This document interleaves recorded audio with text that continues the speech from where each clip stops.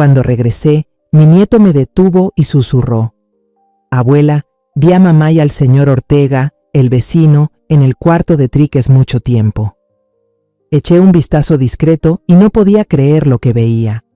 No armé un escándalo, simplemente cerré la puerta con llave y fingí que en la casa había una presencia maligna, rogándole a la esposa de él que viniera a hacer una limpieza espiritual. 5 minutos después.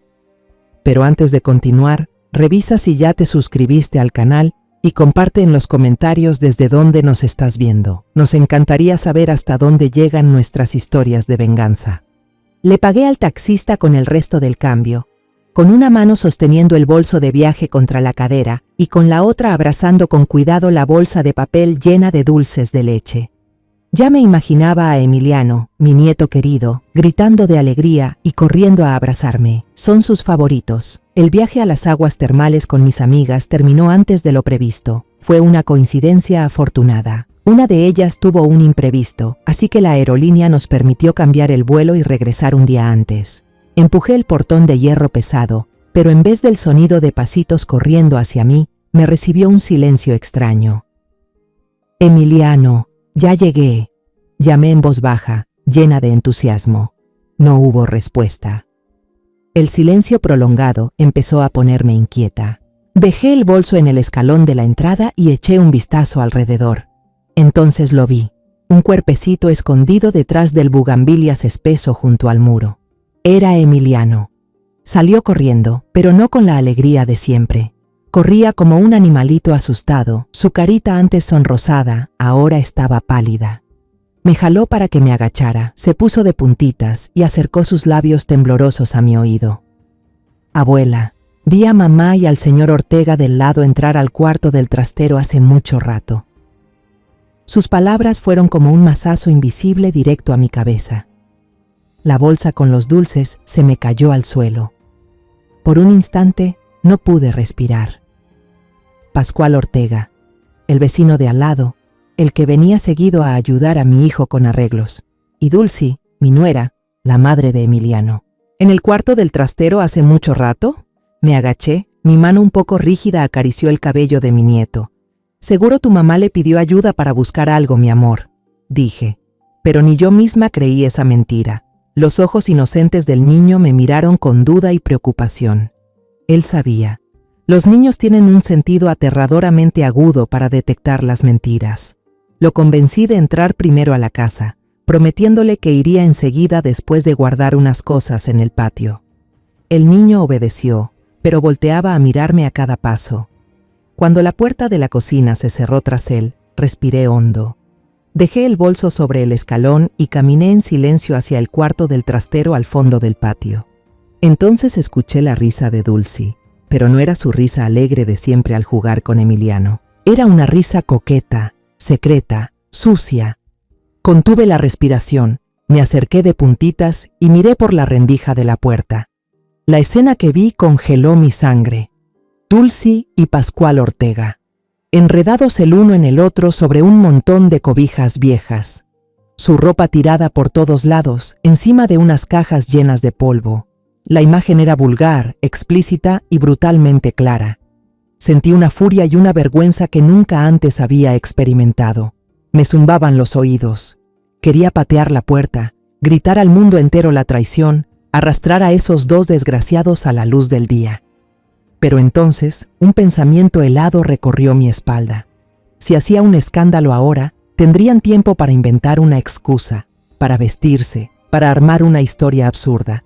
No quedaría evidencia. El mundo solo oiría una pelea familiar más, y yo sería la suegra vieja y celosa. Retrocedí, con tanta suavidad que ni una hoja seca crujió.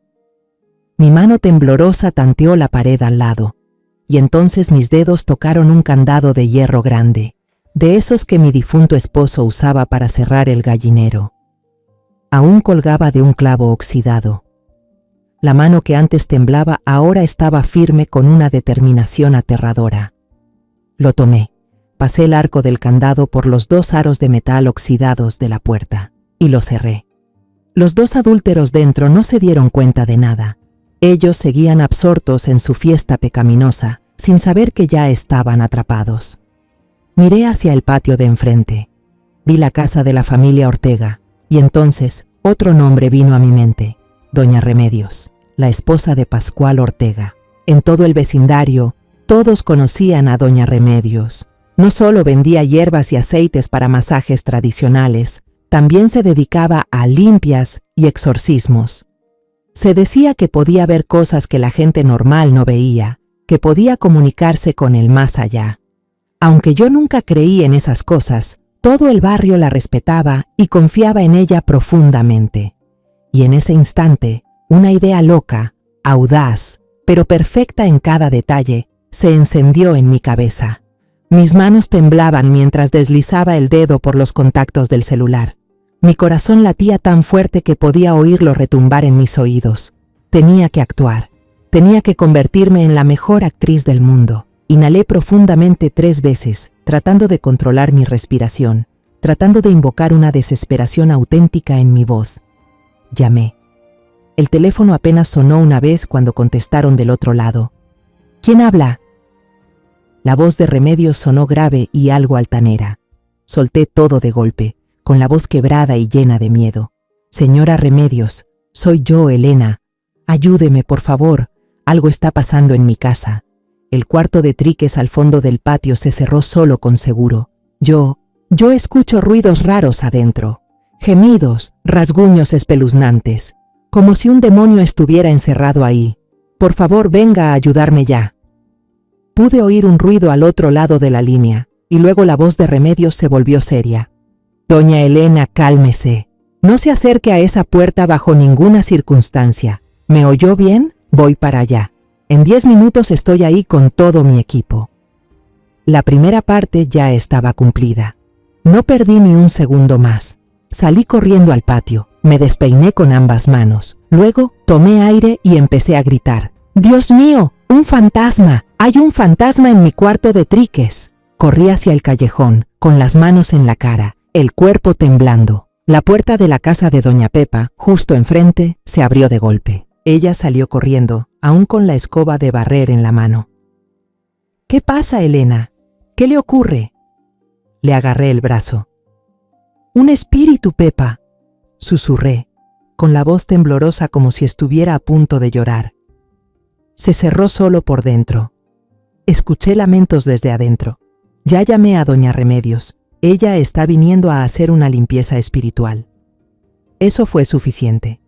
Esas 2 palabras, espíritu y Doña Remedios, eran la chispa perfecta. La noticia se esparció más rápido que el fuego en temporada seca. Una puerta se abrió, luego otra. Algunos jóvenes curiosos del vecindario corrieron al lugar, ya con sus celulares levantados, listos para grabar. Varias vecinas se juntaron, murmurando y especulando, cada una agregando un poco más de drama al cuento. Entre el alboroto, escuché la voz de doña Chloe diciéndole a alguien al lado, con tono de experta: «Se los dije. La semana pasada oí ruidos raros de ese lado a medianoche. Pensé que eran gatos callejeros en celo. ¿Quién iba a imaginar?». Una multitud se formó rápidamente frente a mi casa, cada vez más grande. Algunos ya estaban haciendo transmisiones en vivo por Facebook, con titulares sensacionalistas. Terror, casa de doña Elena está embrujada. Próximamente en vivo el exorcismo. El escenario estaba montado a la perfección. La audiencia estaba completa y ansiosa. Yo, en medio de todos, seguía interpretando mi papel de anciana pobre y asustada, pero por dentro, mi corazón latía con un ritmo frío y lleno de poder. Por un momento, ya no lo pude soportar más. No podía soportar ver esas caras curiosas ni los teléfonos apuntando hacia mí. Me di la vuelta, dándoles la espalda a todos, y me apoyé en la columna de piedra, fría como el mármol. El bullicio de la multitud pareció alejarse, desvanecerse, y mi mente, sin pedirme permiso, empezó a vagar hacia otros días, hacia otra vida que alguna vez creí real. Una imagen volvió, nítida como una gota de rocío al amanecer. Dulcie, cuando recién se había casado con mi hijo, estaba sentada en la mesa de la cocina. La luz de la mañana entraba por la ventana y se reflejaba en su cabello negro azabache. Estaba pelando una naranja con cuidado para mí, sus manos hábiles quitando con paciencia cada hebra blanca diminuta. Sé que a usted no le gusta el sabor amargo, me dijo, y luego me sonrió, una sonrisa limpia, sin dobleces, mientras me llamaba con ese apodo cariñoso que ella misma inventó, mamita. Ese apodo, alguna vez, hizo que este corazón viejo se derritiera. El recuerdo cambió de escena. Eduardo, mi hijo, acababa de volver de la obra, con la cara cubierta de polvo de cemento, pero con los ojos brillando de alegría.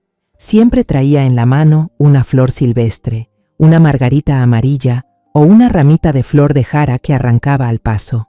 No decía palabras románticas, simplemente colocaba la flor en el cabello de Dulcie y le daba un beso suave en la frente. Y yo, sentada en un rincón, sonreía satisfecha, creyendo que había entregado a mi hijo a una mujer que realmente lo merecía. Y luego mi pequeño Emiliano, lo veía acostado en el piso, dibujando con crayones una figura torpe. Era un dibujo de nuestra familia, 3 monitos de palitos, todos agarrados de la mano, debajo de un sol amarillo gigante con cara sonriente. Ese dibujo, símbolo de nuestra simple felicidad, todavía está pegado con orgullo en la puerta del refrigerador. Mi mente volvió a vagar, esta vez hacia la casa de enfrente, la familia Ortega. Recordé la temporada de huracanes del año pasado, cuando el viento se llevó varias tejas del techo de mi casa. En medio de la lluvia y el vendaval, fue Pascual quien, sin pensarlo 2 veces, subió al techo resbaloso para ayudar a Eduardo a poner las tejas de vuelta.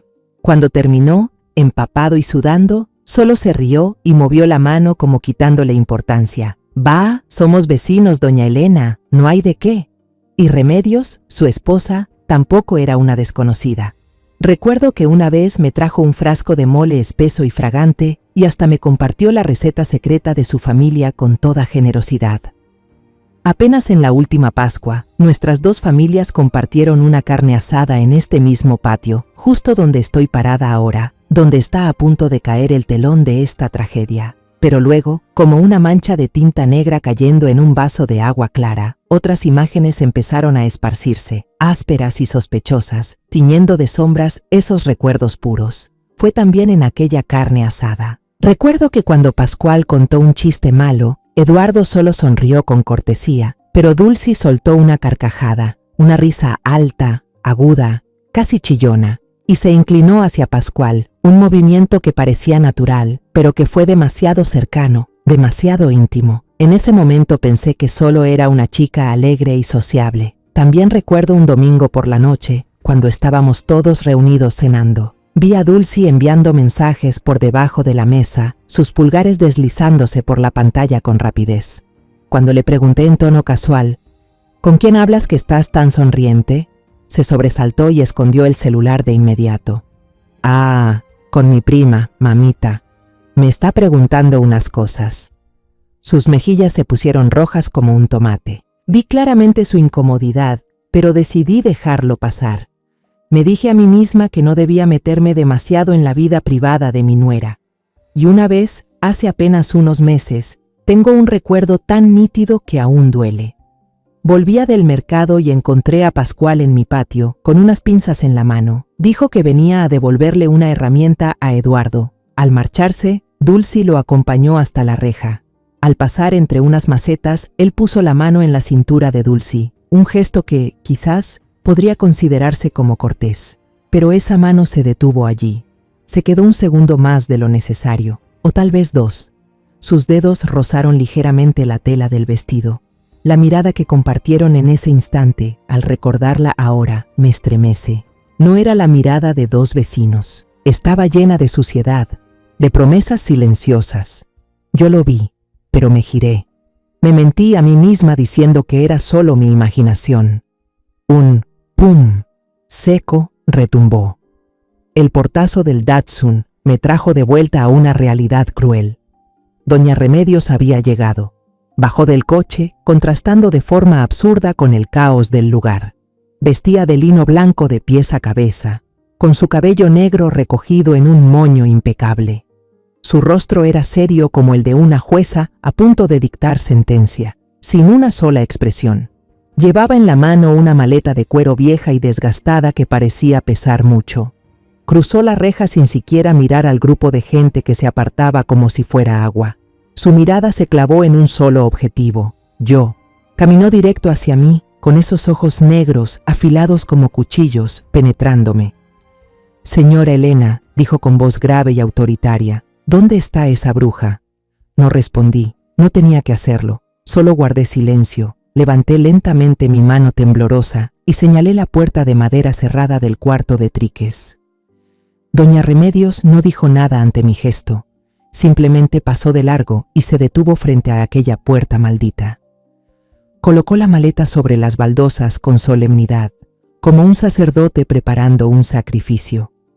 Enseguida, el murmullo del callejón se apagó por completo. La multitud parecía hipnotizada, todos los teléfonos móviles alzados, apuntando hacia ella, listos para capturar cada instante del ritual que estaba por comenzar.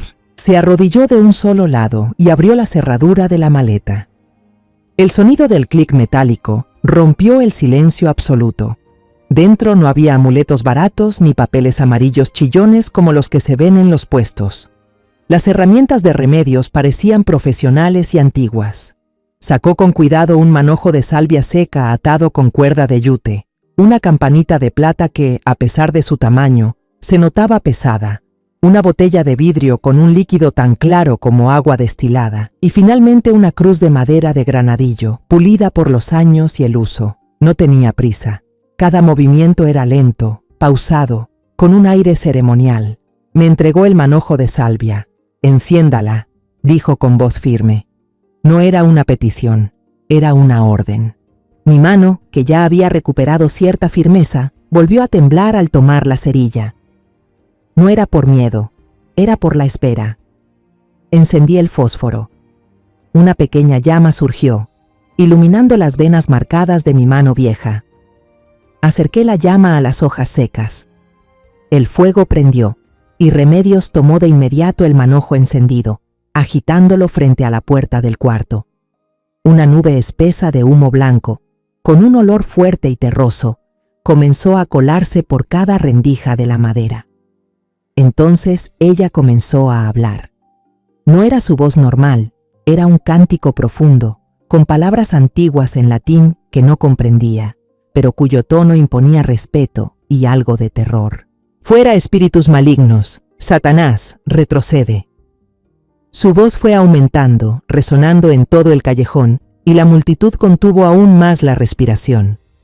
Al terminar el conjuro, destapó la botella, que para todos ya era agua bendita, y salpicó unas gotas brillantes sobre la puerta de madera. Mientras salpicaba agua, ella gritó con fuerza, con la voz cortante, señalando directamente la puerta. «En nombre de la pureza de esta casa, de esta familia, les ordeno que se manifiesten». Finalmente, tomó la campanita de plata. Con un movimiento firme, la sacudió 3 veces. El sonido de la campana fue claro, agudo, como si atravesara la carne, cortando cualquier otro ruido y, al parecer, también todos los pensamientos de quienes estábamos allí. Todo el callejón contuvo la respiración, ni siquiera se oyó una tos. En ese silencio, Remedios se giró para mirarme. Sus ojos negros brillaron con un destello extraño. Asintió suavemente, una señal sin palabras. «Es hora, señora. Abra la puerta». Este era mi momento. El momento que había preparado, que había esperado. Di un paso adelante. Mi mano sosteniendo la llave ya no temblaba. Introduje la llave en la cerradura de hierro. El sonido del metal chocando resonó claramente en el silencio mortal. Giré la llave. El clic seco y decidido sonó como una sentencia. La cerradura se abrió. Retrocedí un paso, dejando el escenario principal a Remedios, y ella, sin una pizca de duda, empujó la puerta con todo su cuerpo. La puerta se abrió de golpe. En el primer segundo, reinó un silencio absoluto. Y luego, como si fuera parte de un guión, decenas de luces de flash de teléfonos iluminaron al unísono la oscuridad húmeda del interior, transformando mi escenario improvisado en un juicio transmitido en vivo. Ellos quedaron clavados en el lugar por la luz. Dulcie, con el cabello despeinado, el vestido torcido, intentaba desesperadamente cubrirse con una manta vieja y polvorienta. Y junto a ella, Pascual, el esposo de Remedios, completamente desnudo, con los ojos desorbitados y el rostro paralizado por el shock repentino. Un grito salvaje brotó de la garganta de Dulcie al darse cuenta de lo que estaba ocurriendo. Está claro que hay verdades que solo se revelan cuando todo está en silencio. Y si quieres escuchar hasta el final, quédate con historias que duelen. Pero ahora, sigamos con mi historia de venganza. El silencio se hizo trizas. La multitud estalló como una bomba. Se oyeron jadeos de asombro, insultos vulgares y, lo más cruel de todo, carcajadas estruendosas llenas de burla. «Dios mío, ese fantasma lo conozco», gritó alguien entre la multitud y todo el callejón rompió en risas. Enfoca bien la cara para que se haga famoso», animó otra voz juvenil mientras los flashes no dejaban de brillar. Vi a Pascual torpe, como un pollo degollado. Agarró a toda prisa un pantalón arrugado del suelo, tratando de meter una pierna, pero perdió el equilibrio y cayó de bruces sobre un montón de trastos. Esa escena patética y humillante fue grabada por al menos 20 celulares, desde todos los ángulos. En medio de todo ese caos, ya no miré a los dos culpables, miré a doña Remedios. Ella permanecía inmóvil, el rostro blanco como una hoja de papel, sin el gesto severo y enigmático de una exorcista. La máscara de autoridad había caído. En sus ojos vi el derrumbe total de una esposa que acababa de presenciar la peor traición. Ese dolor se mostraba sin filtros, sin disimulo, pero solo duró un segundo. Ella inhaló profundo, el pecho se le hinchó. Y vi otra llama, no la llama sagrada del ritual, sino el fuego terrenal de la furia, ardiendo con fuerza en sus ojos. No dijo una palabra, no maldijo, no lloró como otras mujeres. Caminó en silencio, atravesando la multitud curiosa, y entró directamente al cuarto de almacenamiento. Con un movimiento rápido y lleno de fuerza, ella agarró la oreja de Pascual y lo arrastró fuera, hacia la luz. Aquel hombre alto y musculoso, el mismo que yo solía ver cargando sacos pesadísimos de cemento, ahora se encogía como un niño atrapado robando dulces. Se puso los pantalones a toda prisa, sin atreverse a protestar, sin levantar la vista para mirar a su esposa, simplemente dejándose llevar por ella. Me di vuelta, y mi mirada se posó a regañadientes en Dulcie. Seguía sentada en un rincón oscuro, medio cubierta con una cobija vieja y polvorienta, y empezó a sollozar. Llantos quedos, tratando de parecer frágil y lastimera, pero para mí, en ese momento, solo eran sonidos falsos, despreciables, otra actuación patética más de su parte. Mi plan había funcionado a la perfección, pero no sentía ni una pizca de satisfacción. En su lugar, una sensación de agotamiento y vacío empezó a apoderarse de mí. Y justo entonces, entre los murmullos restantes y los sollozos de Dulcie, escuché un sonido familiar. El rugido inconfundible del motor de la moto de Eduardo. Mi hijo había vuelto. Un escalofrío me recorrió la espalda. No, no ahora. La moto se detuvo al inicio de la calle. Eduardo se quitó el casco, su rostro todavía marcado por el cansancio tras una noche dura de trabajo en la obra. Pero al ver la multitud reunida frente a la casa, una sonrisa radiante se dibujó en su cara.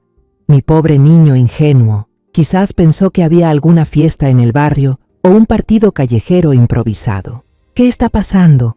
¿Qué celebran?, preguntó en voz alta, con un tono alegre, claro, completamente fuera de lugar en medio de aquel ambiente tenso. Nadie respondió. En cambio, como si fuera un efecto dominó, la multitud guardó silencio. Todos miraron hacia Eduardo, luego hacia mí y después, en silencio, comenzaron a apartarse. Como el mar rojo abriéndose ante Moisés, formaron un pasillo vacío, un camino funesto desde donde estaba Eduardo hasta la puerta abierta del cuarto de Triques, donde Dulcie, su esposa, seguía encogida en una escena que no podía ser más miserable. Eduardo frunció el ceño, su sonrisa se desvaneció por completo. La confusión y el desconcierto se dibujaron en su rostro curtido por el sol. Me miró buscando una explicación, algo que lo tranquilizara. Pero ¿qué podía decirle yo? Solo pude devolverle la mirada, impotente, con el corazón hecho un nudo como si una mano invisible lo estrujara. Quise correr a taparle los ojos, pero ya era demasiado tarde. Su mirada me pasó de largo y se detuvo en la puerta. Empezó a caminar. pasos lentos, inseguros, como si avanzara sobre hielo quebradizo. Paso a paso, se acercaba más a una verdad brutal. Cuando vio a Dulcie, su esposa, la mujer que tanto amaba, encogida bajo una cobija sucia, vi cómo toda la vida se le escapaba del rostro. Se detuvo en seco, con los ojos bien abiertos, llenos de una incredulidad absoluta, incapaz de aceptar lo que tenía ante sí. Pero eso no fue lo peor. Desde dentro de la casa, tal vez alertado por el alboroto y el silencio repentino, Emiliano abrió la puerta y salió corriendo. El niño vio el caos, la multitud, a su madre en ese estado lamentable que no podía comprender. Se asustó, sus ojos buscaban un refugio, y entonces corrió hacia mí, se escondió detrás de mis piernas. Sus manitas se aferraron a mis piernas, temblando todo su cuerpo. Ese fue el momento en que todo se derrumbó por completo. Cuando Eduardo vio a su hijo, ese niño al que adoraba, temblando de miedo detrás de su abuela, vi algo en sus ojos romperse en 1000 pedazos. No era una rabia explosiva, no era un odio ardiente, era un vacío aterrador, un dolor silencioso más devastador que 1000 gritos, más brutal que 1000 puñetazos.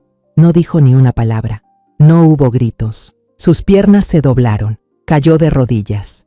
Ahí mismo, en el suelo de ladrillo, frente a una multitud estupefacta, mi hijo, mi hombre fuerte, se derrumbó. No lloró, solo agachó la cabeza, sus manos grandes, endurecidas por años de trabajo como albañil, temblaban mientras se las llevaba al rostro. Sus anchos hombros se sacudían, pero ni un solo sollozo escapó de su boca. Todo el callejón quedó en absoluto silencio. La satisfacción, la curiosidad, el morbo de la gente se desvanecieron por completo. Solo quedaron suspiros, miradas de lástima, cabezas que se negaban lentamente. Se miraban entre sí y luego, uno por uno, se fueron marchando en silencio, devolviéndole algo de intimidad a la tragedia irreversible de mi familia. Habían venido a ver una obra de teatro, pero terminaron presenciando un corazón verdaderamente hecho pedazos. Con cuidado, aparté los deditos de Emiliano que se aferraban a mi pierna y lo llevé adentro. No quería que presenciara nada más. Sus ojos limpios ya habían visto suficiente suciedad por hoy. Dejé a Eduardo solo en el patio, derrumbado entre los escombros de su vida. Hay dolores que solo la soledad puede empezar a curar, y yo sabía que mi hijo necesitaba su propio espacio. Mientras le preparaba un vaso de leche tibia a Emiliano para calmarlo, escuché gritos al otro lado de la calle. No eran gritos de pánico, eran rugidos de furia, llenos de poder. Curiosa, miré por la ventana de la cocina. Doña Remedios estaba llevando a cabo su propio juicio, un juicio de fuego. Ella, aún vestida de blanco, parecía ahora una diosa de la venganza. Sacaba uno por uno los objetos de Pascual de su casa y los lanzaba al medio de la calle. Camisas que él usaba para ir a misa, pantalones vaqueros con las rodillas desgastadas, sus preciados zapatos de fútbol, incluso la colección de sombreros de ala que solía ponerse para salir. Los amontonó todos en una gran pila, una pira funeraria para su matrimonio. Con una expresión fría y aterradora, tomó un pequeño bidón de gasolina y lo roció sobre el montón. Luego, sin vacilar, encendió un fósforo y lo arrojó. Las llamas estallaron, devorando todo lo que alguna vez le perteneció al hombre que la traicionó. El fuego anaranjado y rojo danzaba en la penumbra, proyectando la sombra de Remedios sobre la pared de su casa, haciéndola lucir enorme y temible. Estaba ahí, entre el humo negro que se elevaba, con las manos en la cintura, murmurando maldiciones que no alcancé a entender, pero que claramente no eran oraciones. Pascual, parado en la puerta, pálido como un muerto, solo pudo mirar en silencio cómo su pasado ardía. Los vecinos se juntaron otra vez, pero esta vez nadie se atrevía a acercarse. Observaban desde una distancia prudente, con respeto. Estaban presenciando un ritual, una purificación por fuego. Y por supuesto, los teléfonos se alzaron de nuevo. El video de El fuego del juicio de Doña Remedios se compartió a una velocidad vertiginosa, convirtiéndose en una nueva leyenda del barrio. Volví al doloroso presente dentro de mi casa. Eduardo había entrado sin que me diera cuenta. Ya no estaba en el suelo. Se había levantado, pero la parte alegre y bondadosa de él había muerto. Su rostro era inexpresivo, frío como una roca. Caminó directo a su pequeño estudio al final del pasillo, donde guardaba sus documentos. Escuché el zumbido de la impresora, ese sonido mecánico y sin alma que rompía el silencio pesado de la casa. 10 minutos después, salió. Tenía 2 hojas en la mano. Supe lo que eran incluso antes de verlas claramente: el divorcio. Dulcie, ya vestida decentemente, estaba parada en medio de la sala, tímida. Tal vez esperaba una pelea, una escena de celos, cualquier cosa con emoción que pudiera usar para hacerse la víctima. Pero no recibió nada, solo un silencio mortal. Al ver a Eduardo, ella empezó a sollozar de nuevo, los ojos llenos de lágrimas.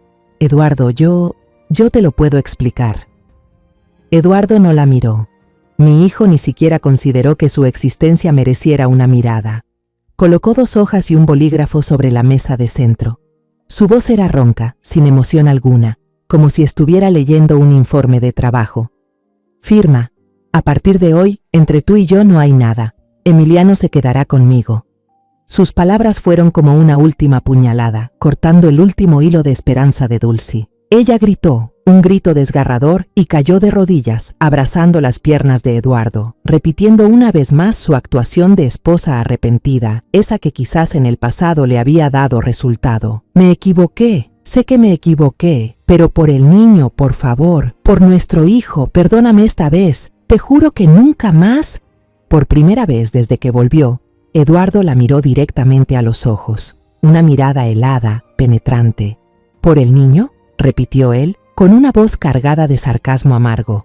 «¿Te atreves a decir que fue por el niño? ¿Pensaste en él cuando hiciste esa porquería en su propia casa? ¿Sabías que fue Emiliano quien lo vio todo y estaba tan asustado que fue corriendo a contárselo a mi madre?» Al oír eso, Dulcie se quedó paralizada. Cada súplica se le quedó atorada en la garganta.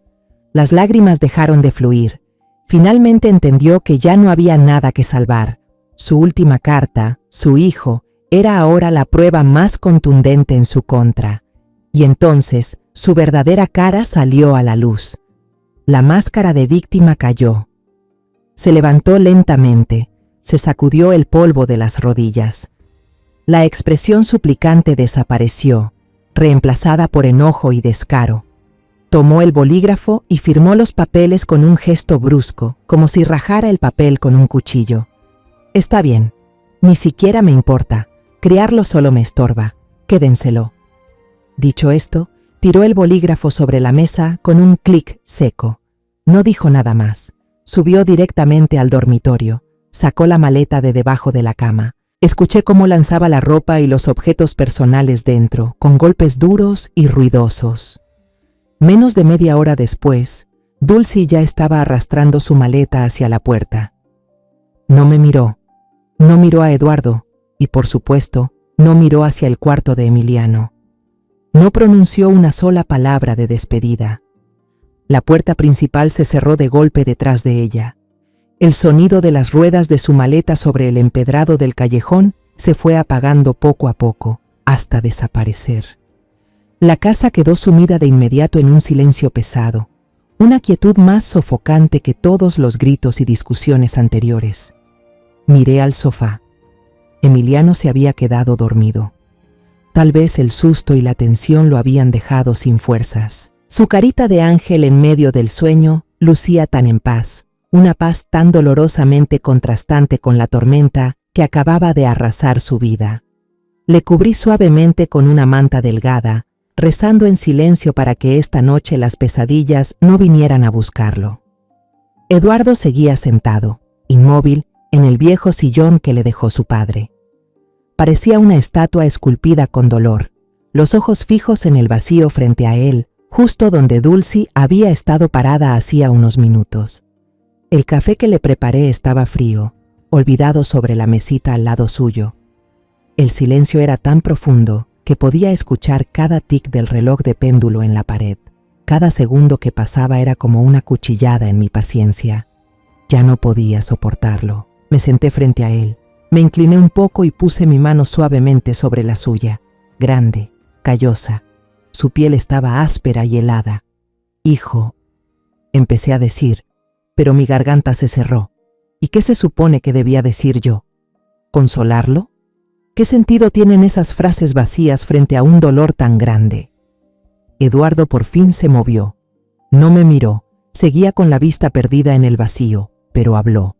Su voz era ronca y quebrada, como si fragmentos de vidrio le desgarraran la garganta al salir. No es la primera vez, mamá. Esa frase fue como un rayo cayendo de repente. Me quedé helada y la mano con la que le estaba sosteniendo la suya se apretó sin querer. ¿Qué dijiste? Empezó a contar. Su voz era monótona, sin emoción alguna, como un robot recitando un informe trágico. Ocurrió hace casi un año. Ese día, él estaba trabajando en una obra de construcción cerca de casa. A mediodía se largó una lluvia fuerte, así que el jefe dejó que los obreros se fueran temprano. Él no llamó antes, quería darle una pequeña sorpresa a su esposa, compartir con ella un almuerzo tardío y cálido con el sonido de la lluvia de fondo. Pero al empujar la puerta de casa, la sorpresa fue para él. Justo en el sofá donde Emiliano dormía la siesta, vio a Dulce y Pascual enredados. Dice que en ese momento no sintió rabia, solo sintió que su mundo estallaba en 1000 pedazos, que los oídos le zumbaban, que no podía respirar. Agarró a Pascual del cuello y lo echó de la casa a empujones, como al perro miserable que era. Y por primera vez en su vida, levantó la mano para golpear a Dulce, la mujer a la que había jurado proteger para siempre. Pero no lo hizo.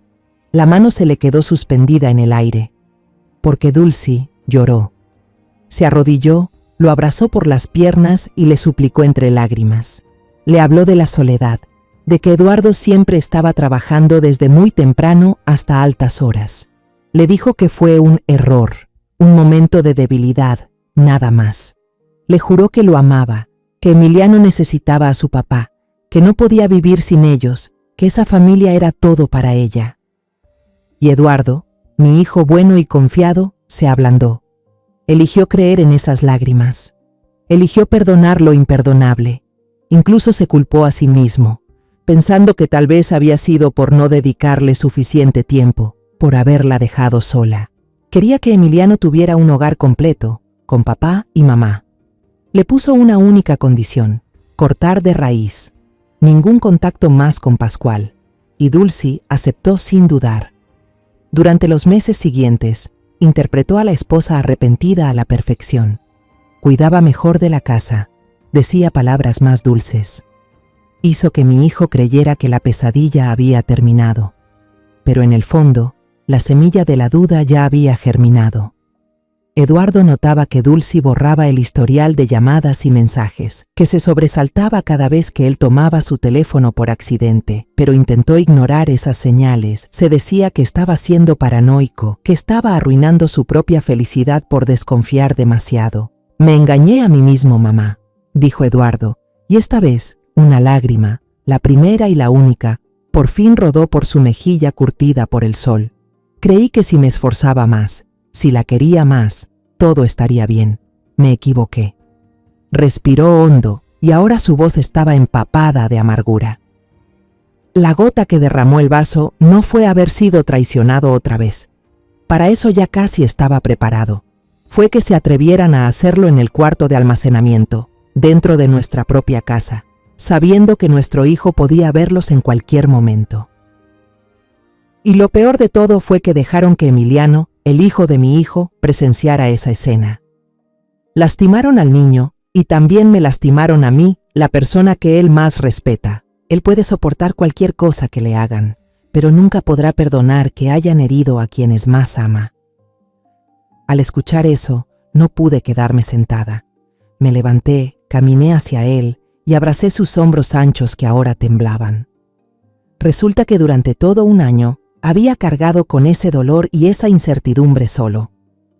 Había vivido en un matrimonio falso, intentando remendar algo que ya estaba roto, solo por proteger a su familia. La llama de rabia que sentía por Dulce, que creía ya apagada, volvió a encenderse, más fuerte que nunca. La vida, por muy rota que esté, tiene que seguir. Pasaron varios meses en una paz frágil. Eduardo y yo hicimos todo lo posible por crear una rutina normal, un entorno seguro para Emiliano. Lo llevábamos al parque cada fin de semana, Le leíamos cuentos cada noche, llenábamos los vacíos de su vida con el doble de amor. Parecía que poco a poco iba olvidando aquel día horrible.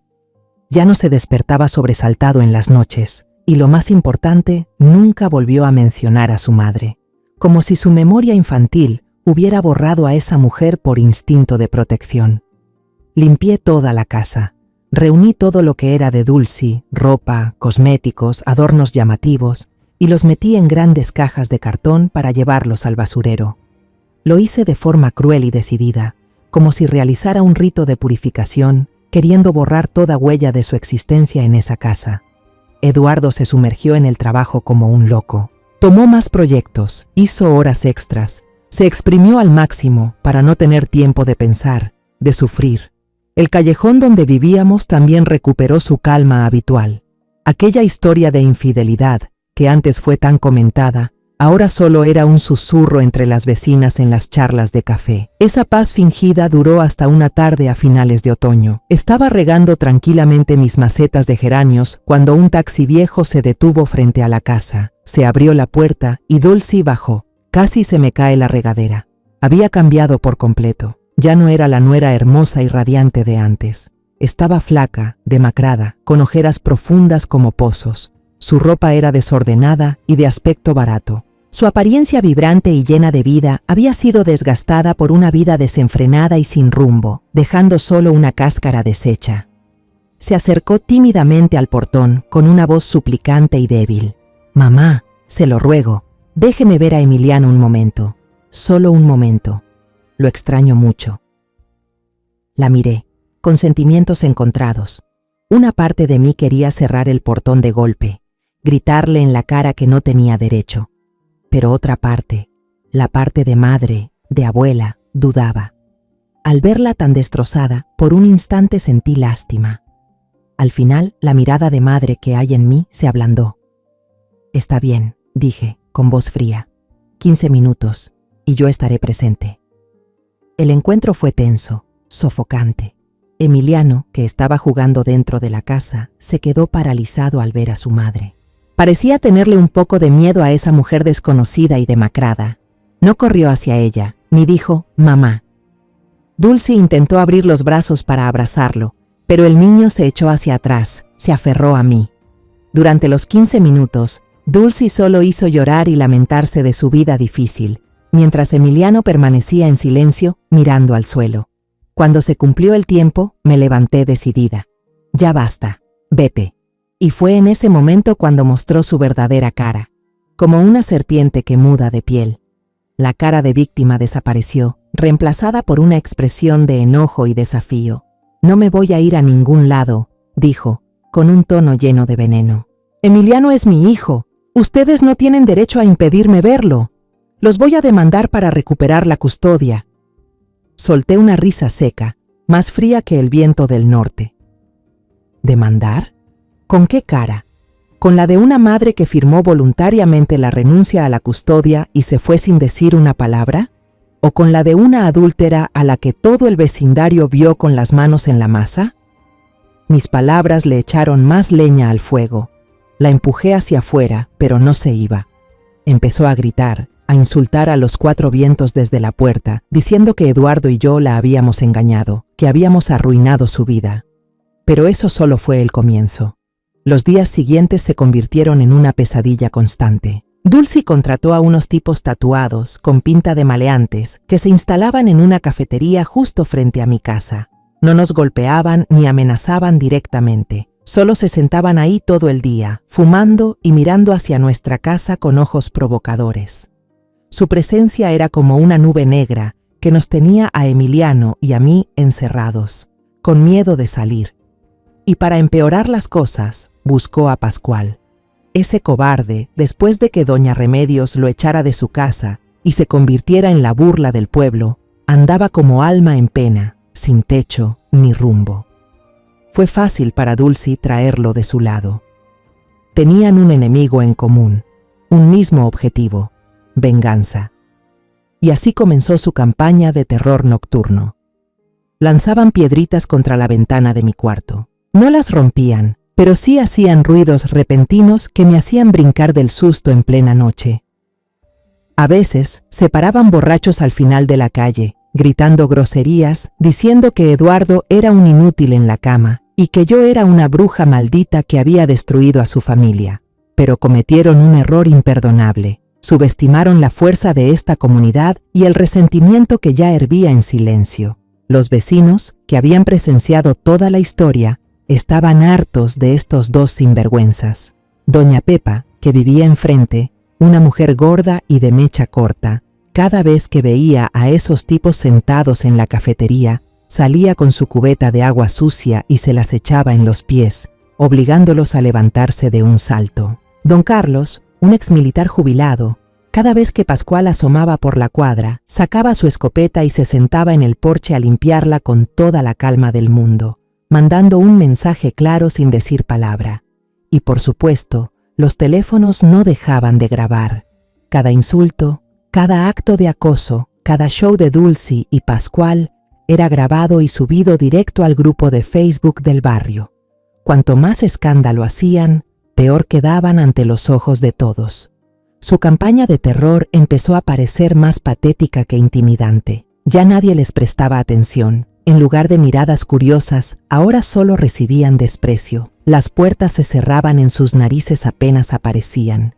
Eduardo llamó a la policía varias veces, pero lo único que hacían era tomar nota y advertirles. «Avísenos cuando rompan algo o agredan a alguien, señor», dijo con fastidio un agente joven.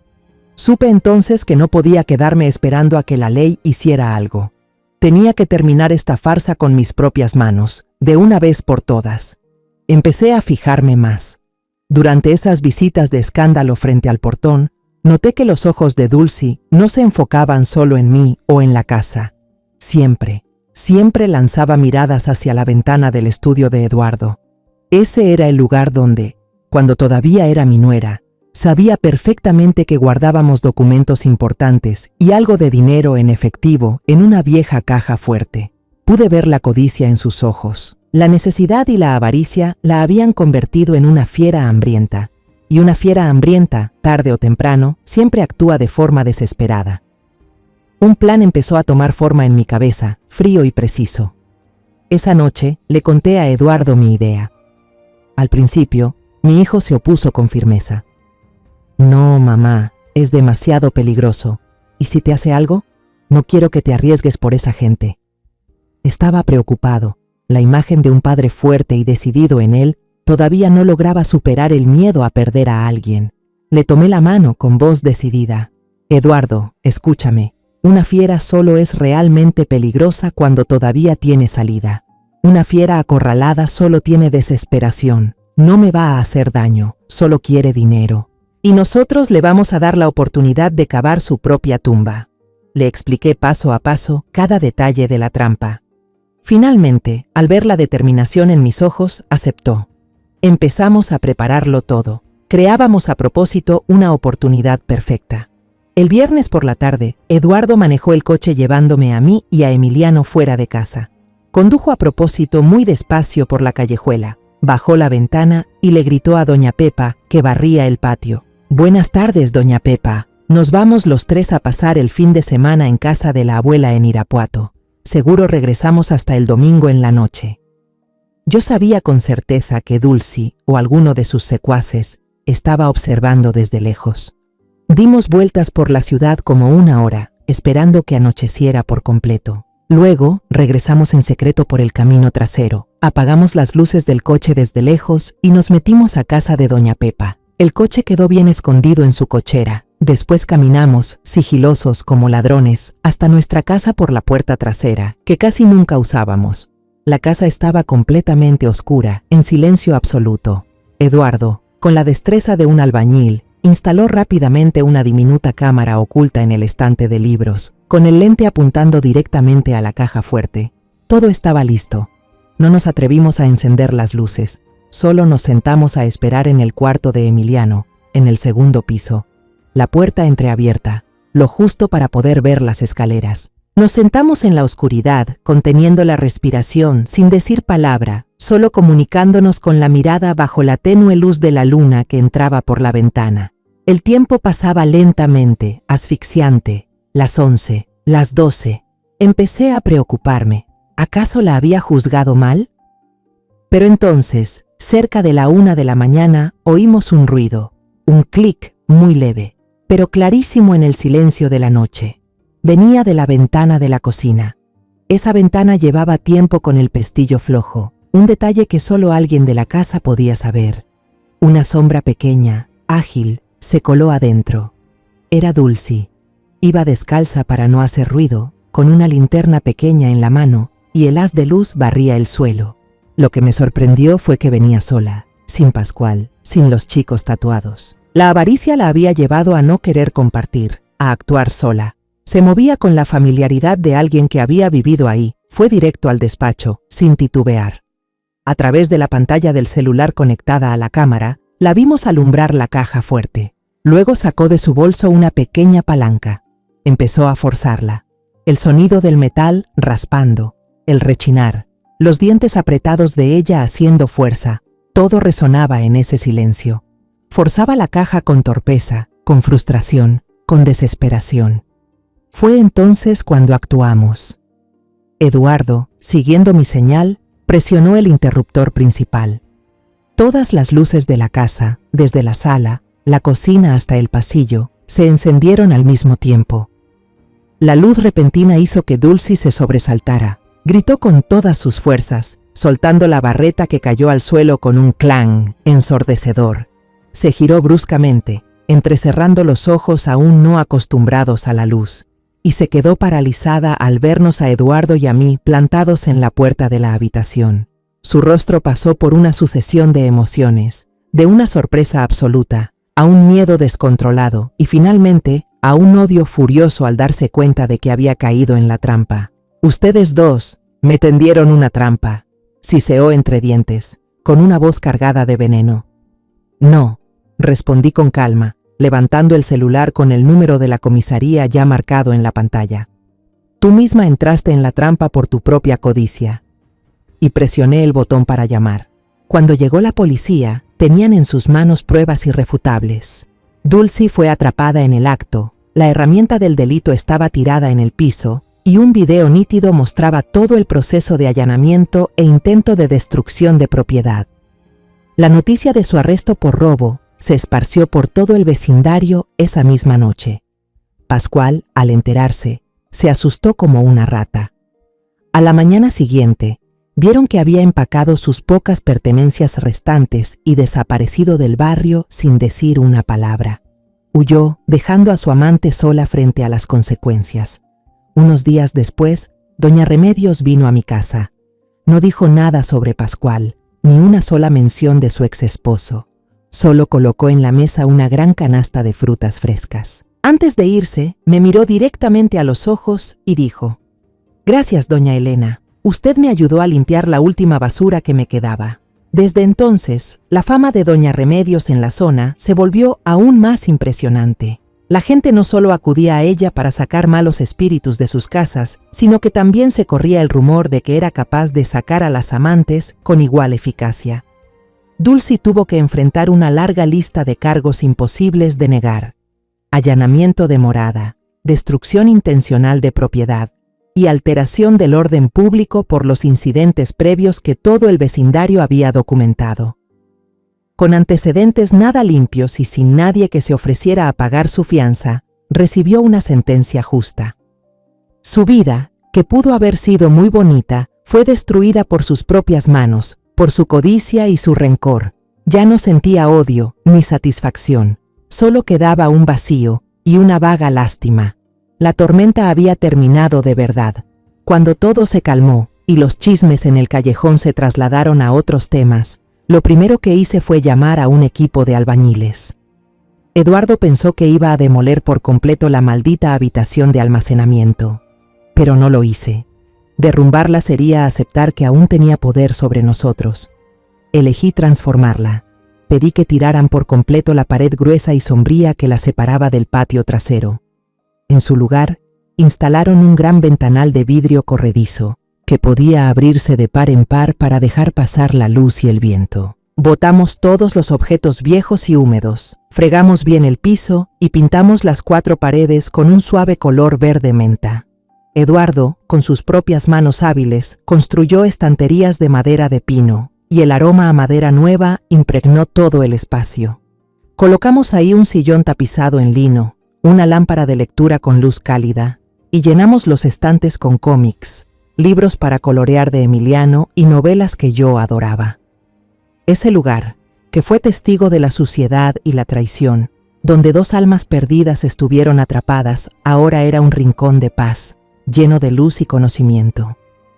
La habitación renació, y yo creo que nuestra familia también. Nuestra vida volvió, por fin, a su cauce. Por las mañanas, suelo preparar una jarra de café bien aromático, la llevo a la nueva sala de lectura y me siento en un sillón mullido, saboreándola mientras observo a Emiliano completamente absorto, dibujando o moldeando figuras de arcilla. La luz del amanecer entra por la gran ventana de cristal, calentando no solo la habitación, sino también mi alma. Por las tardes, salgo al patio a cuidar mis macetas de geranios, que siguen floreciendo valientemente después de la tormenta. Mi grupo de amigas se reúne cada fin de semana. Hacemos pasteles, tomamos té y nos contamos historias sin principio ni fin sobre los nietos, sobre telenovelas. El dolor de mi familia ya no es el tema principal. Ha quedado atrás. Eduardo ha tardado más en sanar. Las heridas del corazón no se curan tan fácil como los raspones de la piel. Las primeras noches aún escuchaba sus vueltas en la cama, suspiros profundos y tristes saliendo de su cuarto. Pero el trabajo fue la mejor medicina. Aceptó un proyecto importante, construir un complejo comercial en León, a casi 2 horas en coche de casa. Suele salir al amanecer y volver cuando ya es de noche. Pero esa rutina tan exigente, ese cansancio físico, lo ayudaron a mantenerse firme. Ya no tenía tiempo de ahogarse en el pasado, y dejó de huir. Ahora dedica todo su escaso tiempo libre a Emiliano. Ya no son solo padre e hijo, se están volviendo verdaderos amigos. A menudo los veo concentrados armando un set de Lego enorme con miles de piezas, o sentados juntos en el sofá viendo un partido de fútbol, gritando de emoción cuando hay un gol. La sonrisa ha empezado a regresar al rostro de mi hijo, aunque a veces todavía se nota cierta tristeza en su mirada. Una noche, mientras los 3 veíamos una película animada, Emiliano se giró hacia mí, recostó su cabeza en mi regazo y me hizo una pregunta que yo sabía que tarde o temprano llegaría. «Abue, ¿mamá ya no va a volver?» Su voz era muy bajita, no era un reproche, solo una duda. Tomé suavemente el control remoto y apagué el televisor. Lo giré hacia mí, mirándolo directo a los ojos claros de niño. Sabía que mi respuesta definiría cómo entendería la ausencia de su madre en el futuro. No le mentí, tampoco hablé mal de Dulcy. Solo le dije, «Mamá eligió otro camino, hijo, un camino donde no estamos tu papá y tú, pero aquí estás con tu papá, conmigo, somos una familia, y siempre vamos a estar contigo, quererte mucho». Emiliano me miró por un buen rato, luego asintió. Fue un asentimiento lento, como si hubiera entendido, o al menos aceptado. Volvió a recostar su cabeza en mi regazo, con la vista puesta en la pantalla apagada. El silencio entre nosotros ya no era incómodo, era lleno de comprensión. Levanté la vista y miré hacia el patio por la gran ventana. Las luces de la calle ya estaban encendidas, tiñendo de dorado la tranquila callecita. Vi la camioneta de Eduardo llegar. Se bajó del auto y cerró con llave el portón con cuidado. Como si lo hubiera presentido, alzó la vista, miró hacia la ventana y me vio observándolo, y sonrió, una sonrisa sincera, sin rastro de incomodidad, una sonrisa cansada después de un día duro de trabajo, pero también llena de calidez y paz. La paz había regresado de verdad a nuestro hogar. No esa calma tensa y falsa antes de la tormenta, sino una paz clara, fresca, como la que queda después de que la lluvia se va y aparece el arco iris. Una paz reconstruida desde los pedazos, más fuerte, más auténtica y más valiosa que nunca. Jamás deseé que una tragedia cayera sobre mi familia, ni mucho menos me alegró ver la verdad salir a la luz de una forma tan cruda y dolorosa. Pero quizá lo más aterrador no sea la traición en sí, sino el silencio prolongado que la encubre. Yo también me quedé en silencio. También quise cerrar los ojos y fingir que no pasaba nada, pensando que el amor y el perdón lo podían curar todo. pero la verdad es que hay grietas que, si no se reconocen y se enfrentan con firmeza, se convierten en abismos capaces de tragarse a toda una familia. La vida me enseñó que hay momentos en los que una debe ser fuerte, no solo para protegerse a sí misma, sino también para cuidar a quienes son más vulnerables y dependen de una. Si yo no hubiera hablado, si no hubiera actuado, Emiliano crecería con una imagen distorsionada del aguante y la resignación. Por eso, si hay algo que quiero decirle a quienes están escuchando mi historia, es esto: nunca cambien una paz falsa por la verdad. Sean valientes y enfrenten el dolor de frente, porque solo así podremos seguir adelante de verdad, con el corazón en su sitio y un hogar donde ya no haya espacio para la oscuridad. La historia que acabas de escuchar ha sido modificada en nombres y lugares para proteger la identidad de los involucrados. No la contamos para juzgar, sino con la esperanza de que alguien escuche y se detenga a reflexionar. ¿Cuántas madres están sufriendo en silencio dentro de su propia casa? De verdad me pregunto, si tú estuvieras en mi lugar, ¿qué harías? ¿Callarías para mantener la paz o te atreverías a enfrentarlo todo para recuperar tu voz? Me encantaría conocer tu opinión sobre esta historia de historias que duelen, o cualquier sugerencia para que nuestro contenido siga mejorando. Dios siempre bendice y estoy segura de que la valentía nos llevará a días mejores. Ahora, en esta pantalla final, te dejaré 2 de las historias más queridas del canal. Estoy segura de que te van a sorprender. Gracias por haberte quedado conmigo hasta este momento.